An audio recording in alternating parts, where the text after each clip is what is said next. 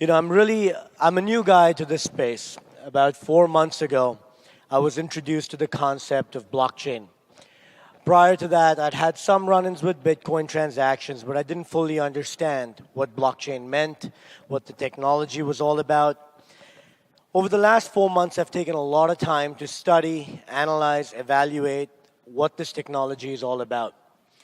And my experience has, led me to believe that this is the next coming. My background is in finance. I was born and brought up in Oman. My father is a doctor to the King of Oman. I moved to the US, studied finance, moved to New York. I was a stockbroker the first couple of years. Then I worked as a fixed income research analyst for Alliance Bernstein, an $890 billion company. I was let go in 2009, around the same time Bitcoin was born. Got involved with Facebook, LinkedIn, Twitter, did a number of transactions to the tune of about $1 billion. From there, I got involved with AT&T building in Chicago. That was a $315 million syndication. After that, I was invited to get involved in a national crisis in India. This was a Ponzi scheme to the tune of $7 billion. And 144 million Indians had been impacted by this Ponzi scheme. My role in the transaction was to refinance assets that was the Plaza Hotel, the Dream Hotel, the Grosvenor House Hotel in London. It was a $2 billion financing. We structured it. It was a war of words that broke out with the gentleman who owned it. No one likes their assets being taken against their will from them. This created a war of words. There was a lot of media written about this, close to 150,000 articles about me. I was on Wall Street Journal, CNBC. Needless to say, I sued the company for defamation to the tune of $400 million, and we settled out of court for an undisclosed sum. Shortly after that, I decided to go in retirement. I moved to Florida, made a nice little home over here, and took some time to diversify. We got involved with healthcare. We partnered with urgent cares, with pharmacies, with substance abuse, mental health treatment centers. The point to this story is, somewhere along the way, one of my very dear friends, Mr. Varun Datta, reached out to me and presented an idea. It was an idea of waste to energy. And at the time, I didn't fully understand. I was like, okay, this is a defensive play. It's a very, very secure, safe bet. It's a good place to park your money, to diversify your investments. So the more I looked into it, the more I studied it. Around the same time, blockchain technology entered my paradigm, started to understand it. And what I realized was that there is a huge, huge shortfall currently in the world. This is obviously known to all of us, but it was fully comprehended and understood only once I started to dig into things. For starters, one Bitcoin transaction as of September 30th consumes 7.5 households worth of power for a day. That's just one transaction as of September 30th. As of December 31st, one Bitcoin transaction could power 10.5 households.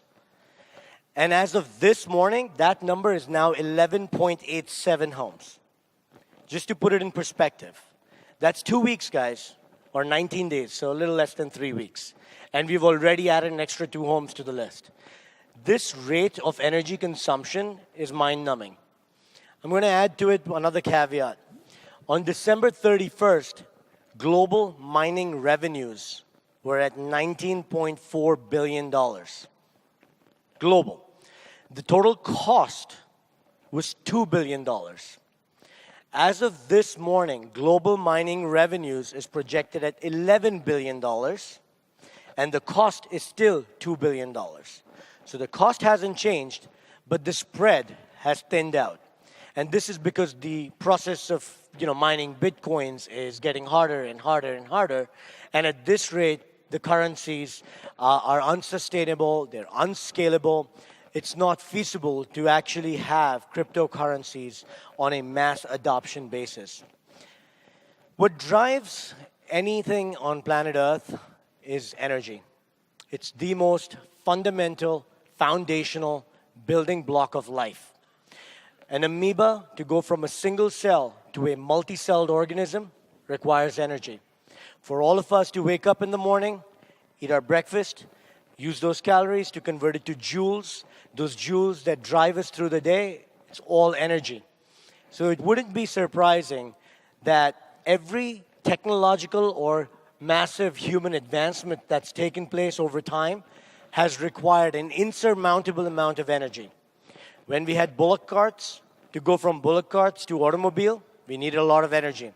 To go from regular technology or industrial revolution to the technological age required that much more energy. Space age requires that much more energy. So energy is at the heart of everything that drives mankind as it is today.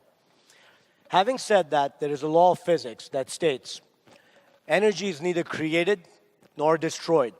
It simply transforms itself from one form to another.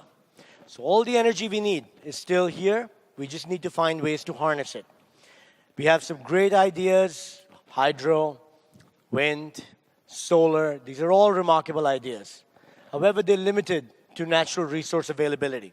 There are pockets. Geothermal is available where there's geothermal activity. Water is available where there's water flowing.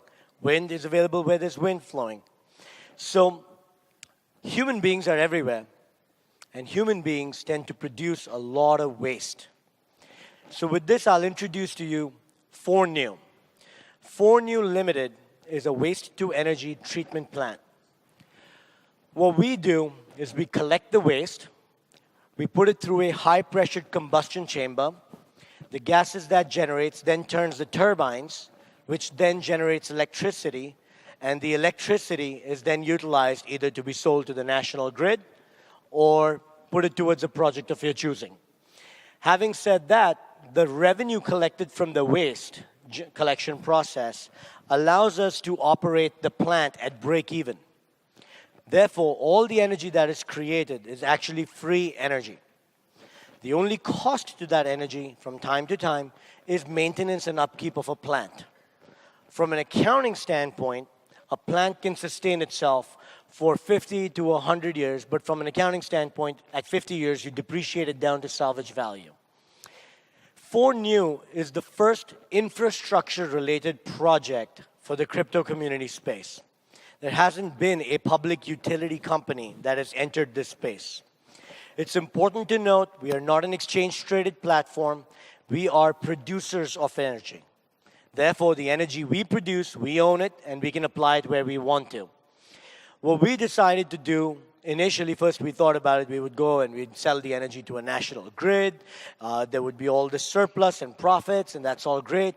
But then we realized the amount of impact that lack of energy was having on the crypto space and its scalability. So what we decided to do was launch a crypto mining farm on site with our plant. What this would allow us to do is standardize and normalize all transaction costs associated with Bitcoins and Litecoins and proof of work, proof of stake, whatever the argument may be, the energy can basically support all those transactions. We raised $30 million, conventional funding. We produced our plant order. We've put it into effect. Within 4 months, our plant's going to be live. We're going to launch with 8 megawatts per hour in terms of power. And then we're going to quickly, within 60 to 90 days, ramp up to 14 megawatts per hour. And within 12 months thereafter, we would ramp up to 40 megawatts per hour. Just to put it in perspective, 40 megawatts per hour can power 40,000 homes for a day, every hour. This plant will support a township. 40 megawatts per hour also supports approximately 5% of the global Bitcoin transactions market share. So the footprint of this plant would be pretty significant. And this one plant would just be the starting point.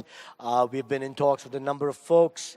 I must say I'm truly impressed with the gathering of folks that have attended this event. There's a lot of brain power over here. There's a lot of enthusiasm, passion, drive, energy. And what we have learned, not realizing this is what we were going to be learning, we've received some very, very, very big indications of interest to buy out the entire energy lot that we have. This is something we weren't prepared for coming into this event, so this was certainly a pleasant surprise. We'll have some big announcements to make. We have press releases next week, formally identifying groups that we have affiliated with or partnered with to that effect. But they're all noteworthy entities, certainly global footprints in regards to crypto mining. And we'll be affiliating with them to utilize our energy towards long-term purchase power contracts. Having said that, let me take your attention to I kind of talked about the competitive edge already, the KWatt coin. The KWatt coin is our token. 1 KWatt coin embodies within it 1 kilowatt of power. The total output capacity of the plant is 40 megawatts per hour at max capacity. And if you multiply that by 1,000, kilowatts, because that's what goes into a megawatt, multiplied by 24, multiplied by 365, the number you get is 300 million after maintenance and upkeep. So 300 million kilowatts of power is what the plant can produce, and therefore we launched 300 million KWatt coins, each embedded with 1 kilowatt of power. The way we structured the ICO, or the tokenomics, so to speak, is it's a one-time purchase for a lifetime supply of electricity. So if you were a miner, hypothetically speaking, and you bought the KWatt coin, you technically would be using that power. You would stake the coin on a 4new blockchain. The miner would then use that energy to process his transaction and pay his electric bill to himself. So you, the coin holder, become the utility company by holding the coin, because it's your electricity.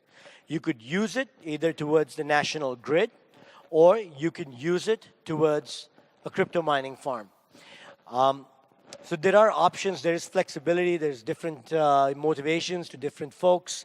The way I envision this, and there have been some groundbreaking ideas that have been presented to me even last night. We are working on ways to make this scalable, not just to our plant, but also to be able to pay all electric bills around the world. So if you lived in other countries, if you had other providers that you were servicing, the coin could be in effect used for that as well. So having said that, in a nutshell, what KWatt has evolved into is tokenized electricity. We've already sold $30.5 million worth of the coins. We had a total hard cap of $75 million.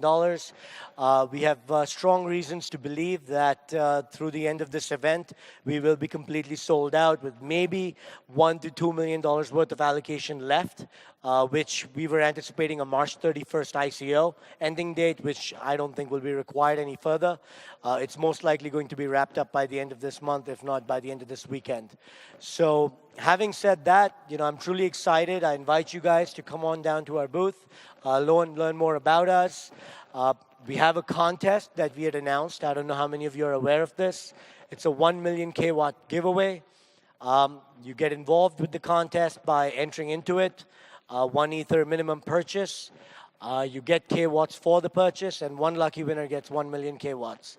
In addition to that, top 20 investors have a private invite to live tonight, where we would like to basically express certain more details about our plant, and as well as network with other miners and other organizations to truly take this to the next level.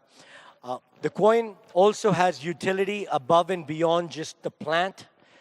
We've actually affiliated with Gordium Healthcare. Starting second quarter of 2018, you're going to be able to use the coin for urgent care services, for telemedicine services, for online pharmaceutical needs that you may have. We have affiliated with another company out in United Kingdom for global money transfer services. So you'll be able to move money around the world using the coin as a vessel. This is what creates fungibility. This is what creates liquidity in the coin. So all these attributes are required attributes for a successful coin and its pricing in the future. We've also affiliated with the Imperial College of London in regards to developing our supply chain on the waste management side. So the team definitely has very nice and strong, robust academic support and affiliation. Other than that, I wish you guys best of luck, and thank you for all the attention you've given us. Please come down to our booth to learn more.